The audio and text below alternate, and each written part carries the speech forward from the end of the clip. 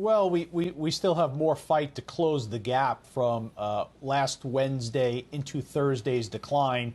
For the S&P, Mike, that gap sits at 3153 to 3181.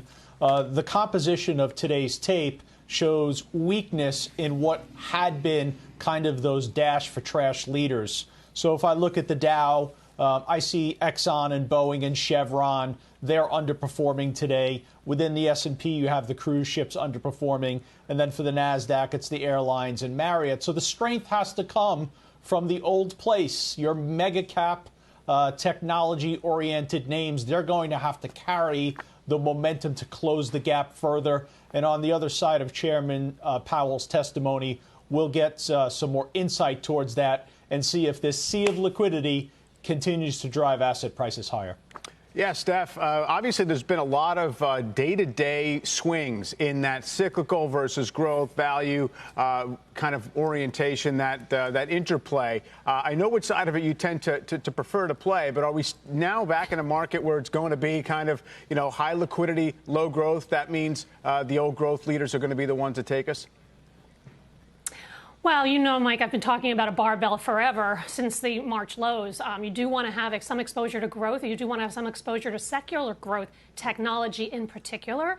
But I think that you do also want to own some of these cyclicals. And the reason is because I'm looking around the world, right? I'm looking not only in the U.S., but around the world. And data points are actually getting better. So here in the States, we've gotten really good housing data over the last couple of weeks. Why I focus on housing so much is because, as you know, it's a leading economic indicator. And there's a multiplier effect to it as well. So yesterday we talked about mortgage applications being up 71% from the April lows. We had the NAHB housing index also up 21 points month over month. So those are very encouraging. Then today we've got permits up 14.4%.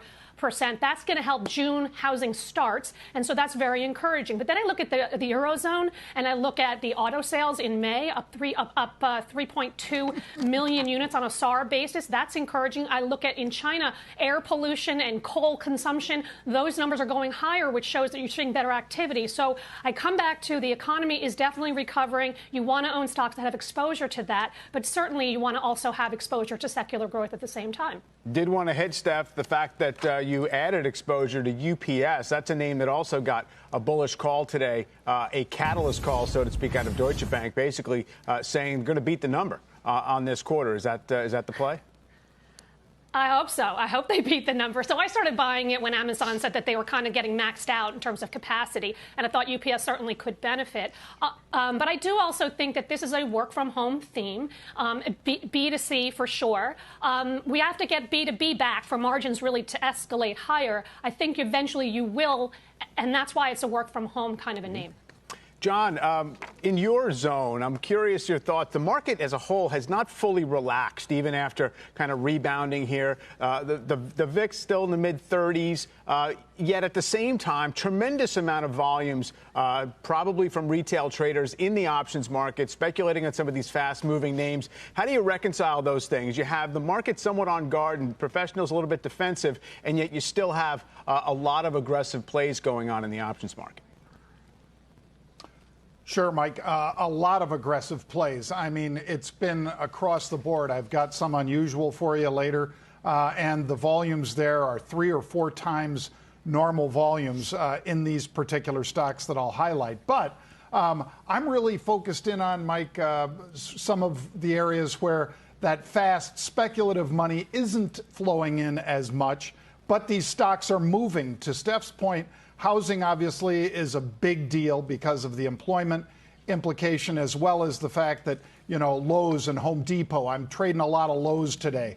I'm trading a lot of logistics players like XPO, Mike, and a lot of the truckers like CHRW, Landstar, a whole bunch of these that are moving things around the country right now. I've seen a lot of institutional paper in those names, Mike. So I'm not dismissing your idea that there is a lot of speculative paper in the options, and I think that's one of the reasons that we've seen volumes up so much in the options contract, 42 million, I think, last week, and again this week, very high numbers. But also, a lot of these traders are smaller trades, those ones that are under 10 lots, for instance. But the ones that are over 100, over 500, and over 1,000, those are out there as well. Some of them are, like you say, protecting Mike, and others are out there absolutely getting more exposure. Netflix up huge in the last 4 days, and that stock moving from the 400s to 450, and a lot of speculative paper in those options, in particular the weekly options.